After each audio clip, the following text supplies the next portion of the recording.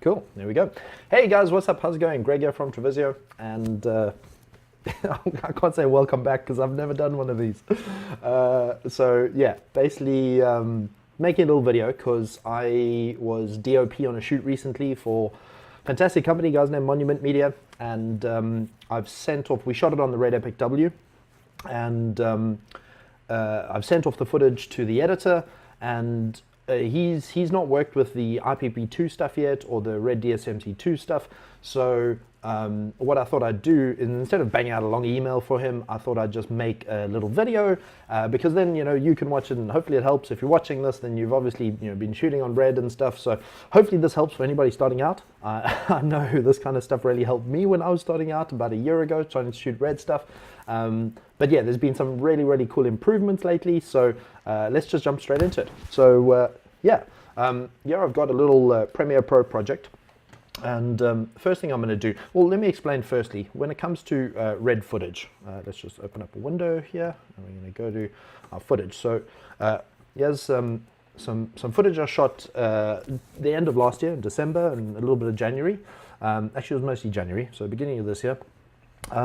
We shot some footage out at a beautiful little safari camp in South Africa called Quartermain's Camp. Go and check it out. It's one of my favorite places in the world. So basically what happens is when you're shooting Red RAW, so now this is the amazing thing with the Red cameras, is you can shoot RAW, so it's kind of like a raw image, but 25 of them every second. And all that beautiful color information comes with the video file, so you can change stuff afterwards like ISO and white balance and so much really cool stuff because it's all metadata. Obviously that means that the files are absolutely enormous, but it's worth it at the end of the day because good quality in means good quality out. So as an example, instead of having to then, it would be really killer if you had to edit Red RAW footage straight as is. So what they've done, which is absolutely brilliant, is they allow you to shoot ProRes proxies at the same time. So yeah, we have the Red RAW footage. Now this would struggle to play back on any machine, most machines, and you can see that clip is 2.95 gigabytes, and that's just it's a quick few seconds. But what I do is when I shoot the Red RAW footage, I simultaneously record small 2K ProRes LT or ProRes Lite proxies. And basically what it is just a lower resolution file, exactly the same in-point, out-point, everything's exactly the same, but it's a much easier file to work with. So there you can see the video clip, and it's just a nice little ProRes MOV. That's a shot of Tumeka or Tumi. She's my favorite dog. I grew up with this dog. It's my brother's dog. She's such a cutie pie. She's just basking in the sun. Look at that. Oh, she's an old lady now. So what we've got is with every single file that we shoot, there is the Red RAW footage and then a 2K ProRes proxy, which generally works out to about a 10% of the actual full size. So yeah, really easy. It doesn't take up that much space, so it's definitely a good way to work. So let's say we're going to import. Let's go to where we're going. We're going out to the folder, and let's say we're just going to pull in the stuff from day 6. What I'll do to pull in all the ProRes proxies, I'm just going to run a search and search MOV on day 6, and that will bring up all the ProRes proxies in all the files. So let's go bum and import those. Now how's this for cool? These ProRes clips are just the easiest things in the world to work with. Look how quickly they update. Everything is working fine. There's a nice shot of the tent. Yeah, I just absolutely love working with this footage. It is honestly, it's a dream compared to DSLR and H.264s. H.264s are a horrible codec, man. So yeah, these ProRes clips are an absolute dream to work with. Let's see, we'll find some cool clips here. I know there's a lovely little shot of a cheeky little monkey. There he is. Yeah, so let's do that. So what we're going to do is we're going to grab that clip. Is he up here somewhere? Let's just find him. There he is. And just to create a new sequence, because now if we look over here, this is the ProRes proxy is 2048 by 864. So let's just take that, grab it, pull it down onto create new timeline, and there we go, we have our clip. So there's our cheeky little monkey, and let's find a nice little shot of him, a little bit unstable. There we go. So let's pull in a point there. And this is, I think this is shot at 5K at 120 frames a second. And so let's put an out point there. So basically what we're doing is now, this is how we would start editing. So you'd literally just go and do your whole edit, bosh all your clips together. Let's find another nice clip here somewhere. Oh, there's some nice flares. So let's have a little look at that. There we go, nice little flare comes out. Oh, you've got to love a good flare in the morning, eh? And done. And we'll just pop that guy in there. And there we go. So now you go on, obviously you carry on, you do your whole edit and wah wah wah. Let's make that a little shorter, just for the purpose of what we're doing here. So we've got that shot, and there's our other clip with a nice flare. So once we're done editing, we would go about reconnecting the full resolution media. And now obviously you really only want to do this once your picture is locked, once you know everything's there and you sent off previews to the client and everything's done, and just before you get into color grading. You want to, only then do you want to reconnect full resolution media, because if you suddenly throw those red raw files into your Premiere, you're going to make it chunky and slow. So I would definitely only do that right at the end. So, let's see. So this guy, what we're going to do just to make life easier, I'm just going to select just the clips that we're working with, and I'm going to put them in a new bin. So there's a bin there, and then I'm going to select this guy. Now, normally, I would go and do this with every clip, not put it in a bin, but I would reconnect the full resolution media on every clip. But that does take some time, reconnecting red raw files to the proxies. So what I'm going to rather do is just do it with these guys. So you'll right click those clips and say proxy, and you'll say reconnect full resolution media. And then you go into the search for it, and let's just go to Quartermain's Camp and run a search there. And there you go. So obviously these clips, the reason that there's two clips is because they're spanned, because they're slightly bigger than 4 gigabytes. So it ends up making a lot more clips, but you don't lose a frame or anything. You just slide those two together and you've got the original clip. So then we select the R3D. So that's the original MOV file. We're now going to select the one of the same name, which is the red raw clip. You say OK. And it should find the other clip as well. But you can see even with just 2 clips, it does take a bit of time. So here we go. Now we are looking at the full 5K red raw clip inside Premiere Pro. Now the reason it's playing back so easily is because this is still on a 2K timeline.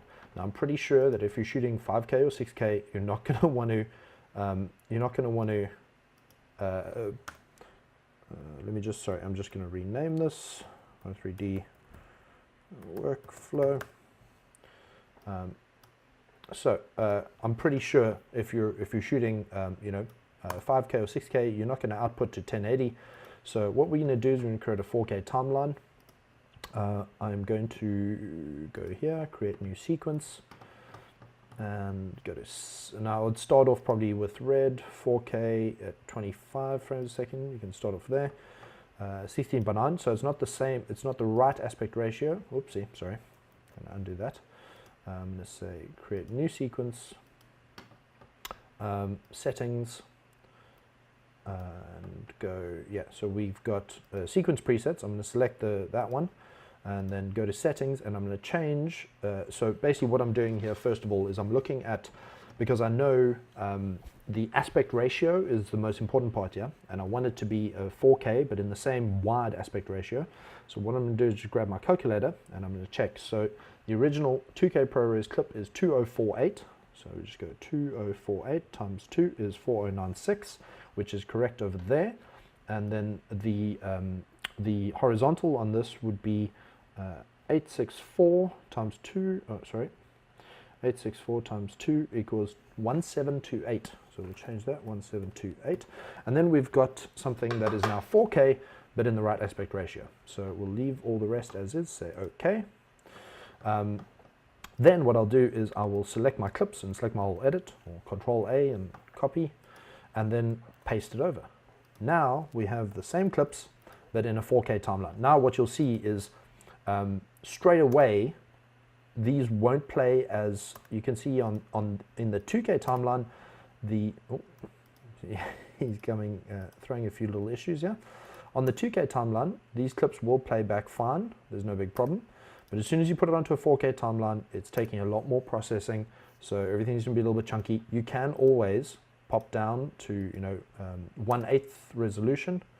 But who wants to really do that? So there's actually a better way around it, and let me show you that quickly. If you click on the plus button here, just in the corner of your preview window, there's a little button over there that says toggle proxies. So you can drag that in, pop it down in the timeline or on your control panel, and then what happens is when you click on that clip, it's going to automatically switch it over, because this is why you said reconnect full resolution media, is because now the two are connected. You've got a proxy and a full resolution clip, and Premiere is able to say, okay, use the proxies or use the full resolution media. Right now, because we've got the toggle proxies button in blue, that means that we're now looking at the 2K ProRes proxy. And that's playing back fine on a 4K timeline. Also, another thing that I do, which I find is really, really helpful for me, is if you go up to your search bar and you search scale, which is generally found under the clip settings over here, you go to video options, I set scale to frame size automatically. I've set up shortcut keys for it as well, but I basically want any clips that I put into any timeline to scale up to that timeline or scale down, most importantly, because otherwise if you're putting 4K clips in a 2K timeline, you're going to be looking at a zoomed in image, and because the red footage is so very sharp, you might not even know that you're not looking at the full image. So I know it sounds kind of stupid, but it has helped me, and it does help a lot with the workflow. So you're always looking at the full image, which is great. If you do need to resize things, then you can work from there. But as a starting point, it's really nice to have everything size up or size down to what you need. So how it works with this footage, just to show you and give you a little bit more understanding, the proxies are shot. The way we shoot the proxies is we add the IPP2 LUT, which is image processing pipeline 2.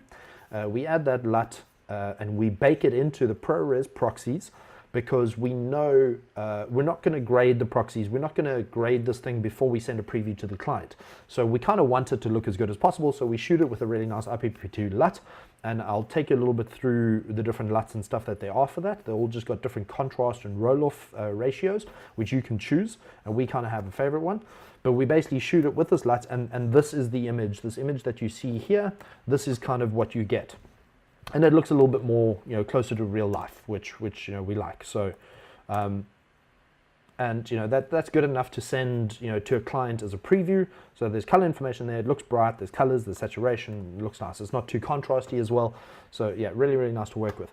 However, when you switch over to the red raw content, now you need to go to your effects control panel. You're going to select your clip. And the cool thing with Red Raw is, you might not have seen this if you haven't worked with Red Raw footage before, but normally up here in your sequence, effects controls, you have your normal stuff, which is your motion, opacity, and time remapping. But right next to that, you have your master controls. And this is a whole new world of stuff that at first I was kind of a little bit, oh, what is all this stuff? But this is where the really cool stuff happens. And basically, there's a couple things that you want to change. So to get the Red Raw footage back to a good starting point, you want to change all the color space and the gamma curves on it, because the new DSMC2 cameras, red cameras, they allow you to shoot with IPV2, and it's a whole new color space thing. And to be honest with you, it's a lot of stuff that goes over my head, but I've followed a lot of the guys and listened to Graham Natras and everybody talking about how you're supposed to work with this stuff. So I kind of just follow a bit of that stuff along. It gets very technical, but I'm just going to give you a quick little preview on kind of how to get it back to a good starting point. So the first thing you want to do is, in your color space, you want to change from Dragon Color 2. Dragon Color 2 is, I think, the default. You're going to change to Red White Gamut, RGB. And the gamma curve is going to change to log 3G10. So basically what that's going to do is, as you can see on the clip here, it's taken us back to a really nice, beautiful, flat-looking image. So that's a really, really good starting point for us. So another couple things that I normally change is Dragon Enhanced Blacks. I do find that when it comes to the final render, it helps a bit with getting really nice blacks. I don't know, they don't look too noisy and stuff to me. So we always add in Dragon Enhanced Blacks. Then the other thing is, I also turn up the sharpness very high, because we shoot everything with no sharpness whatsoever. So it just adds a little bit more sharpness and pop to the edges of the images. And the denoising we add to maximum. Now obviously all of these things are going to slow down your edit and it's going to make it chunky. but I kind of feel, I've got a big Mac tower that we normally render on, and that kind of helps a lot with stuff. So those are the main things that I would change just as a good starting point. But there's so much other stuff here that is all practically metadata. Like I can even change the ISO. So say here we shoot at ISO 800, but let's say it's looking a little bit too bright. I'm going to change it back to 320, and you can see the update there. There you go. ISO has changed, and that's all metadata. It's non-destructive. Oh man, I really love this camera. So let's keep it at that. So basically, just to get it to a good starting point. Now, I know you don't want to have to go through every single clip and do that every single time. So the first thing I'm going to do is I'm going to create a preset. So once all that stuff's done, I'm going to check that everything's there. The debye detail is high. Yeah, so we're going to right click, say save preset, and we're going to call this log 3G10. No, that was a weird one. Let's call it log, or actually red wide gamut 3G10. So now I know that's basically just all the and 800 ISO, because obviously all the settings in there, maybe if you shot at a different ISO, you save this preset, it's going to change every other clip. So I generally tend to stick to 800 ISO. That's the base ISO for red, or for the Epic W. So I just kind of stick to that, so I know all my clips are on red on 800. So we're going to save that preset. So then we'll go to the other clip, and that's still on. I can show you that is still on Dragging Color 2 and Red Gamma 4. And basically here we just go now to the effects, grab that new preset we created. There it is, and we're going to bosh it on there and give it a second to update, and there we go. Really nice, beautiful, flat looking image.